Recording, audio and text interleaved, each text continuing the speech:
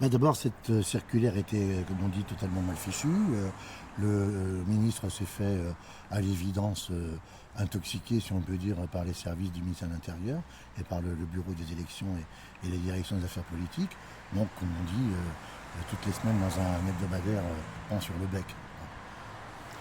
Concrètement, dans leur viseur, il y avait nécessairement les sénatoriales, puisqu'en Gironde, on va renouveler.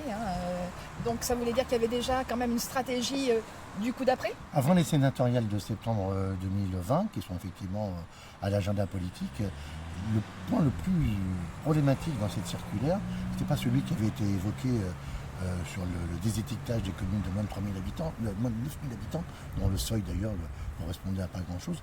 C'était la création de nuances, et en particulier d'une nuance divers centre, que d'ailleurs le Conseil d'État a clairement identifié, car cette nuance permettait pour La République En Marche et son allié le MoDem de s'approprier des voix de listes dont ils ne faisaient pas partie et qu'ils auraient soutenues.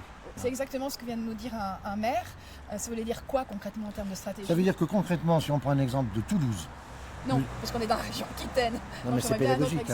Mais prenons une ville, n'importe quelle ville, soutenue par La République En Marche, où l'équipe est soutenue par La République En Marche, même si elle ne participe pas à cette liste, donc si elle n'a pas d'élu, au soir du premier ou deuxième tour, si cette liste est vainqueur, ce seul soutien sans participation aurait pu permettre d'étiqueter la liste divers centres et donc pour La République En Marche de revendiquer les voix obtenues par cette liste pour grossir en quelque sorte sa flotte au plan national. Et c'était ça qui était en cause, c'était l'affichage dans la semaine qui suivra le deuxième tour des voix obtenues par telle ou telle nuance au plan national. Et ça permettait de rebondir et de masquer beaucoup de choses finalement. Ça permettait de dire finalement ces élections municipales ne sont pas aussi catastrophiques que ce qu'on nous avait promis. Et que par ailleurs, comme ce ne sont pas des élections nationales, eh bien, elles n'ont pas de sens politique.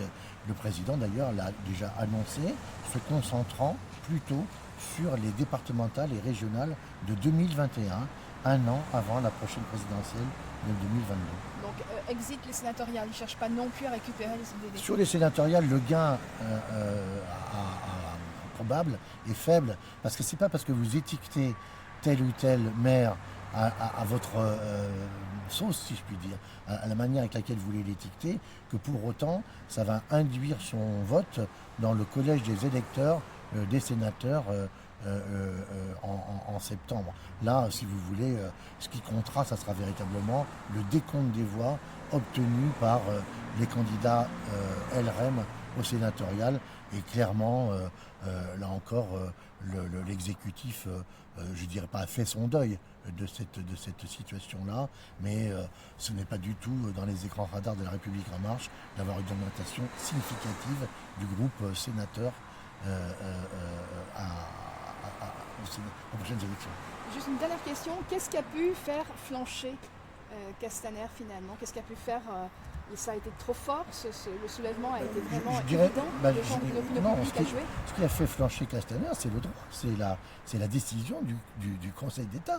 Il y a eu un recours en référé, le juge administratif a fait connaître sa position, le ministre n'a qu'à exécuter la décision de la justice administrative. S'il n'y avait pas eu la décision du Conseil d'État, il n'y avait aucune raison pour que Castaner retire sa circulaire. Là, comme on dit, il faut remettre la circulaire sur le métier et refaire une copie correcte. C'est ce qui se passe quand on a loupé une épreuve écrite. On recommence, deuxième session.